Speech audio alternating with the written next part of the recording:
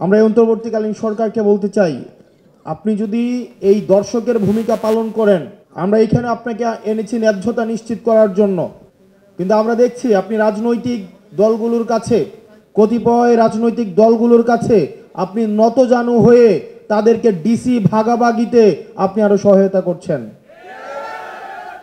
দ্বিতীয়ত, একটা election engineering এর দিকে আবার আমরা যাচ্ছি।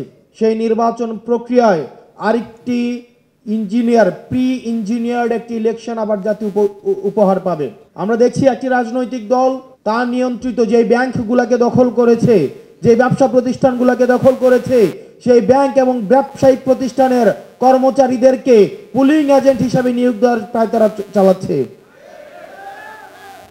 আমরা দেখতে পাচ্ছি একটা রাজনৈতিক দল তার স্কুল কমিটিগুলোকে তারা দখল করেছে, স্কুল কমিটির সভাপতি সেক্রেটারিকে দখল করেছে, শিক্ষকদেরকে জিম্মি করেছে। আগামী নির্বাচনে কেন্দ্রগুলোকে দখল করার জন্য তাদেরকে এখনই সশস্ত্র কায়দায় তাদেরকে ট্রেনিং দেওয়া হচ্ছে। আমরা স্পষ্ট করে বলতে চাই, জাতীয় নাগরিক পার্টি, আপনি সংখ্যা দিয়ে জাতীয় নাগরিক পার্টিকে মাপতে যাবেন না। আপনার লক্ষ লক্ষ কর্মী নেতা কর্মীরা রাস্তায় নেমে আসে নাই। আমরা লক্ষ লক্ষ নেতা কর্মীর বড় আমরা আওয়ামী লীগকেও দিতে শুনতাম এশিয়া মহাদেশের সর্ববৃহৎ ছাত্রলীগ নাকি সর্ববৃহৎ ছাত্র সংগঠন ছিল এশিয়া মহাদেশের। তারা শুধুমাত্র বাংলাদেশের না, এশিয়া মহাদেশের সর্ববৃহৎ ছাত্র সংগঠন এখন টর্চ লাইট দিয়েও খুঁজে পাওয়া যায় না। এক জায়গায় বলে জয়, আবার 2 মাইল দূরে গিয়ে বলে বাংলা। নিজেরা দৌড়ের উপরে থাকে, ব্যানারটা নিয়ে দৌড়ের উপরে থাকে, ব্যানার 4 জনে মিলে ধরার লোক নাই, একজন ধরে ব্যানারটা নিয়ে দৌড়ায়, আবার বলে যে হাসিনা তোমার ভয় নাই, রাজপথ ছাড়ি নাই।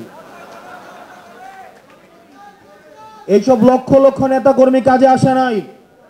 10 জন মানুষ থাকলেই, প্রয়োজনের ন্যায্যতার কাছে একজন মানুষ থাকলেই, যখন একজন ঘুরে দাঁড়ায় তখন সারা বাংলাদেশ তাকে সমর্থন দেয়। যে বিতর্কিত নির্বাচনের দিকে ইলেকশন কমিশন যাচ্ছে, ইলেকশন কমিশন একটা স্বৈরতান্ত্রিক একটা ইলেকশন কমিশনে রূপান্তরিত হয়েছে। আপনারা ইতিমধ্যেই জানেন আমাদের যে ইলেকশন কমিশন স্পাইনলেস একটা ইলেকশন কমিশন। এই ইলেকশন কমিশনকে গণিমতের মাল হিসেবে নাসিরউদ্দিন ভাই ইতিমধ্যে বলেছে রাজনৈতিক দলগুলো ভাগাভাগি করে নিয়ে গিয়েছে। রাজনৈতিক দলগুলো উপদেষ্টার কাছে গিয়ে বলে যে এই উপদেষ্টা থাকতে পারবেন না, ওই উপদেষ্টা থাকতে পারবেন, ওই উপদেষ্টা থাকতে পারবেন না, সেই উপদেষ্টা থাকতে পারবেন। বাংলাদেশের প্রত্যেকটা প্রতিষ্ঠান এই 2টা দল নিজেদের মধ্যে ভাগ করে নিয়ে গিয়েছে। আপনারা যারা আছেন, আর আরেকজন রয়েছে বাংলাদেশের আরেকজন ব্যক্তি, সেটা হচ্ছে তিনি জেনারেলদের ক্ষমা করে দেওয়ার জন্য উনি হচ্ছেন কিছুদিন আগে ব্রিগেডিয়ার আজমির কাছে হাত তুলে করজোড়ে ক্ষমা চেয়েছেন। উনি ক্যান্টনমেন্টে বসে বসে ষড়যন্ত্র করছে কাকে নির্বাচনে জিতাবেন আর কাকে নির্বাচনে উনি হারাবেন।